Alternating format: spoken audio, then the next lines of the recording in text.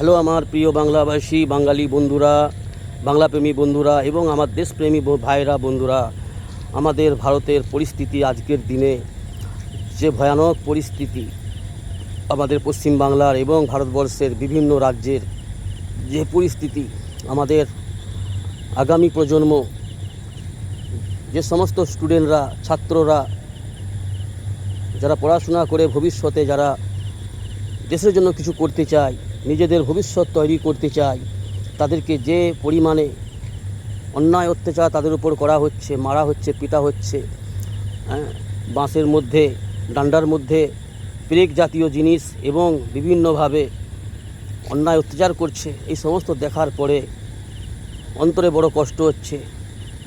আর এই সমস্ত দেখে কিছু অন্ধভক্ত, কিছু দেশদ্রোহ, দেশের গাদ্দার, তারা কিন্তু বড় খুশি হচ্ছে।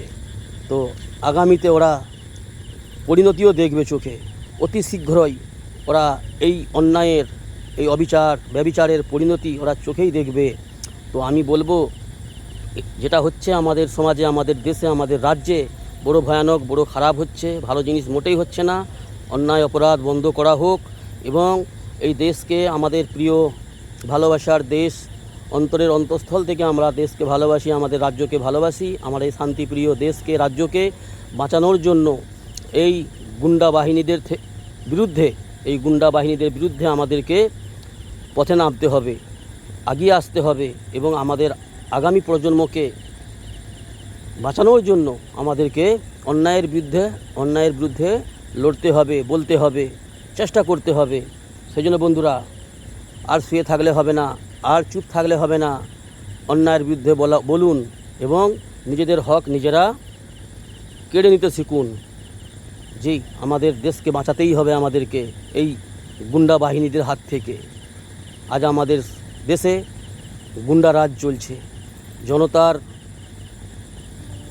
জনতার পছন্দনীয় কোনো সরকার চলছে না।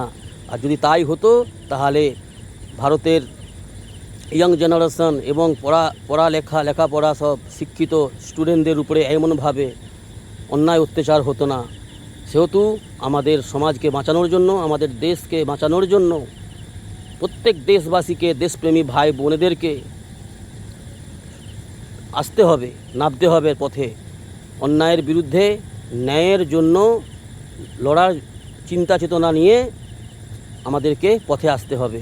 তো বন্ধুরা, নিজেদের সমাজকে, নিজেদের দেশকে এবং নিজ রাজ্যকে এই জালিমদের হাত থেকে, এই গুন্ডাদের হাত থেকে, এই দেশদ্রোহদের হাত থেকে বাঁচানোর জন্য চলে আসুন। ভালো থাকবেন, সুস্থ থাকবেন।